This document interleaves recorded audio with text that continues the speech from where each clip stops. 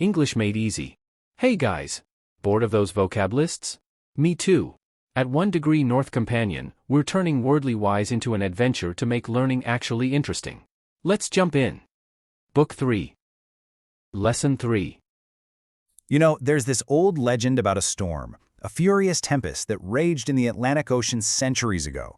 The story goes that a Spanish galleon, loaded down with cargo, was just shattered by the waves. But out of that chaos, something incredible was born.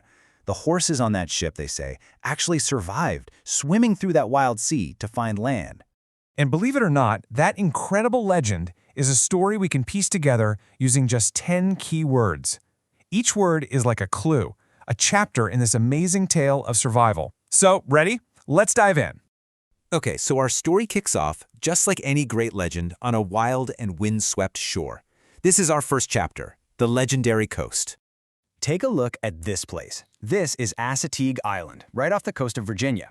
It's this thin ribbon of sand and marsh that gets battered by the Atlantic. And for hundreds of years, this has been the undisputed home of those very same legendary wild horses. Now, let's talk about the word itself, coast. We all know it means the land right next to the sea, right? The edge of everything. But it's also a verb, isn't it? To coast means to move along without much effort. And that just feels so perfect for these horses who seem to just coast through their days in this wild, beautiful place. And here's the thing you have to understand. These horses aren't just visiting, they are the only residents. There are no people living here. This wild island belongs completely and totally to them. But just because their story starts with a legend doesn't mean life is easy. Oh no. For these horses, every single day is a real struggle for survival. I mean, life here is incredibly tough. Just look at what they have to eat. Salty marsh grass, seaweed, even poison ivy. And all that salt in their diet makes them drink about twice as much water as a normal horse. That's what gives them those famously round bellies. It's not because they're fat. It's all water, a sign of just how hard their life really is. And because the island is so small, there's a constant danger. If the herd gets too big, the food just runs out. It's a brutal reality, but it means that some of the horses could literally starve. It's this constant, delicate balance between the size of the herd and what the island can give. So during the annual roundup, which we'll get to in just a second, the humans who help have to make a tough call. The youngest foals and the ones that are too frail are left behind. Frail just means weak or not very strong. They're just too delicate to handle the incredible journey the rest of the herd is about to take.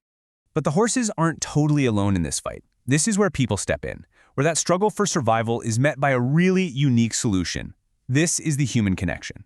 Right next door, on the island of Chincoteague, the local fire department, which is made up entirely of volunteers, came up with a brilliant plan. A volunteer, right, is someone who chooses to help out of their own free will. It comes from a wish to do good for the community. And they wanted to help both the horses and their own town. And that's how the famous annual pony swim was born. Every summer, these volunteers head over to Assateague and gather all the horses. A vet gives them a checkup, making sure to leave the frail ones behind. And then, the healthy horses are guided across the channel in this incredible, unforgettable swim to Chincoteague.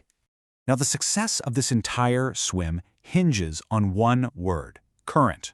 And this is so cool. The word comes from the Latin curre, which means to run. So it refers to the running flow of water, but also to the running flow of time, like what's happening in the current moment.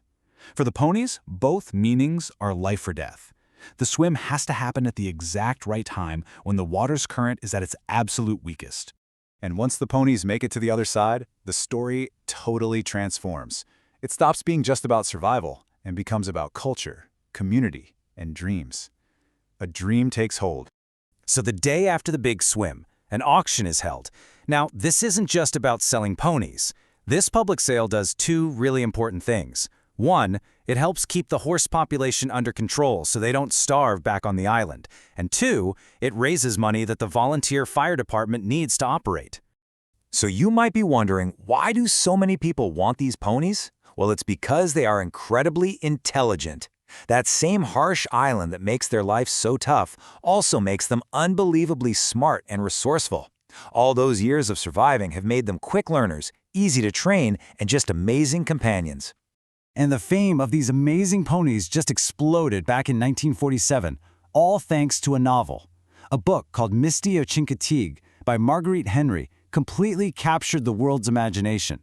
It took this small local tradition and made it famous everywhere. And that novel? Well, it lit a fire. It sparked a powerful ambition in kids all across the globe. Suddenly, countless children had a new, burning desire, a deep wish to one day, somehow, own their very own Chincoteague pony. So, when you think about it, from a shipwreck legend to a fight for survival, and finally to this beloved tradition, the entire story of these horses is held within the words we use to tell it. A coast, a current, an ambition. It really makes you wonder, doesn't it? What deep story does a single word hold for you? Thanks so much for watching. Hope you enjoyed today's show. If you did, hit that like button, subscribe, and ring the bell so you never miss an update. I'll see you in the next one.